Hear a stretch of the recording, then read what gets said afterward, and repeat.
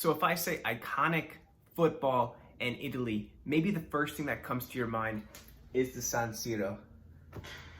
My name is Wayne Girard. This is the Gentleman Ultra, and I want to share with you the first and only time I was fortunate enough to get out there.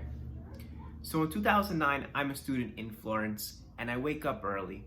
I'm going to Milan. I'm very lucky because if you remember back in the day, you could get tickets off list ticket, which sometimes maybe had the game you were looking for. Maybe you could buy it, maybe you couldn't. A month previous to this, I had gone down to Roma to try to get tickets for Roma-Napoli, only for them after a 4-hour train ride to tell me that they were only selling them to season ticket holders. I didn't want that to happen again. Luckily, Milan had joined the 21st century.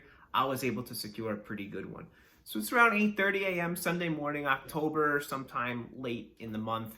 And I'm sitting on the train platform, and it's windy. I'm in my wool pea coat, not prepared.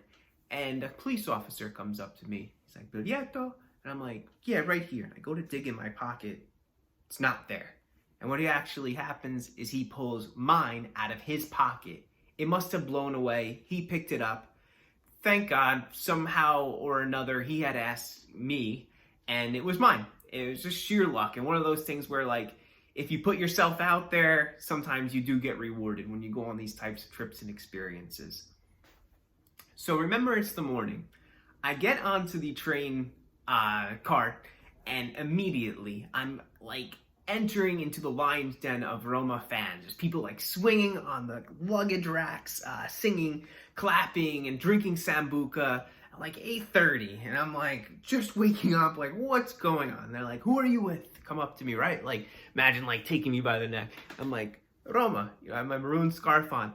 And people are clapping, silently, like, "Yeah, he's with us." At least that's how I remember it. They're probably like, "Okay, yeah, good for you." Okay. A few hours pass on this slow regional train, and we get to the town of Perugia. Maybe you have heard of this team from 2001, 2002 when they were in Serie A. And they spot a man on the right side as we're pulling up slowly. "Cinese, Cinese, vaffanculo, vaffanculo," yelling at this guy. And they start ripping off the headrests of the train, throwing them out of it at him. And I'm like, what is going on? And I'm on this train. There's nowhere to go. I'm like totally culture shocked. I'm like, this is just crazy. It's something that I had never experienced, and just absolutely shocked by what was going on. Another, hour and a half passes. Ultimately, we arrive to Milan, and I get off. I see the guys who I was with and go our own ways. And I do a little sightseeing, stop by the beautiful cathedral, and then get off the metro and walk about 15-20 minutes to the stadium. When I finally get there, I see like 2 or 3 guys in handcuffs and like black and maroon shirts, definitely ultras. And we often make this analogy or try to say, like, what is an ultra? Is it people who are just like passionate fans, or are they backed by some political ideology that takes precedent over the sport? It's difficult to say, but they were definitely causing trouble. And these guys, along with probably some Milan supporters or ultras, were being taken away in cop cars too. And I finally get to the stadium. You walk up the pillars and you get down. And I asked the guy who's like the bouncer of the area, security guard, I'm like, "Can I go down there? You mind?" And he's like, "Where are you from?" I'm like, "New York." And he's like, "Yeah, sure." So I walk to the end, and what do you know? It's right next to Milan's Curva Sud. And this is wild. I've been to the Stadio Olimpico before in their Curva Sud and Roma's. It's different. This one is tiered. And I remember looking up, and there's like this element of danger where I'm like, can somebody actually fall down from that? And the choreography was beautiful. I gotta say, like, they just do a wonderful job there, those fans. Aside from the singing, the banners, the flares, the smoke, just embodying that whole side of the pitch was super cool to see. Even as an enemy of the team that day, was just something I'll always remember. And if you've been there, you can see that this stadium, which fills 75,000 people or a little bit more, is often just occupied by the curva and, the casual fans on the sides. It was something I'll never forget. But I would also say, to the credit of the Roma fans who traveled, those 3,000 guys, for much of that match, outsang Milan's Curva Sud, without a doubt. Much louder, tucked away in the highest part of the stadium. I'll never forget that either. Jeremy Menez scores the first goal. I'm celebrating by myself, but Pato comes back, he scores, and then Ronaldinho scores a penalty kick in front of me. Once again, yes, I'm annoyed because Roma's losing, but it was amazing to see. Man, Ronaldinho is the GOAT, one of the GOATs, just scored in front of me. Like, you'll never forget something like that. The game ends, and I know that I'm probably not going to be able to get a train back as far as the websites had said or stated. And I'm just riding on luck. I'm like, maybe they'll put in another train. Maybe I'm wrong. Maybe I'll find some type of way home. Once again, I'm 19. I'm not fully thinking this out. And I get there, no such thing. Now I'm starting to face reality. Like, you're probably going to sleep here overnight. It's cold. It's probably like 40, 45 degrees or a couple degrees above Celsius.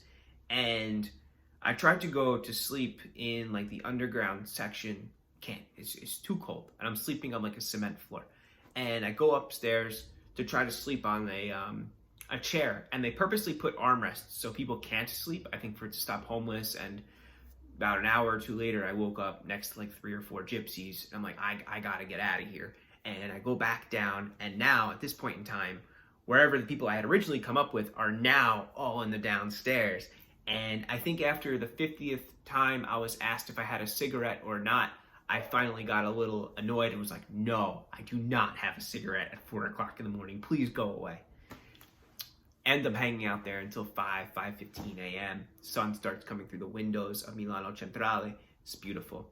And I go up the staircase, and I see that there's riot police and a few German shepherds, and then the guys that I had been on the train with, the Roma fans. And there's like separation, like they're not letting them on the train. I have no idea why. And I'm like, what's going on? And I'm figuring there was like some type of police protocol. They were afraid that they were going to ruin the train again, something like that. I'm like, you know what? Whip out my passport. I go up to the cops, and I'm sure everyone was looking at me like, what the hell was this kid doing? Take out my passport, show it to the cops in front of the dogs. I'm like, oh, hey, nice, give him a little pat on the head. No, I didn't do that. But I did give the cop my passport. And they start looking at each other, and they look back at me. And I'm like, and they let me on the train. None of the other fans. And I walk past the cops, the dogs, the whole thing, the riot shields. I go on that train. I wake up 4 hours later. I hear over the radio, Fiorentina or Florence, Santa Maria Novella. And I wake up instantly. And I'm like, I go up, wake up out of my stupor, and I go to school. Go to class for the full day. That is my story of the time I went to the San Siro. I'm super interested in hearing your story as well, because I'm sure if I've got a crazy story, there's got to be so many of them unique individuals out there who've got something to tell. And I want to hear that. Subscribe to the channel, like this video, leave a comment. Forza Gentleman Ultra.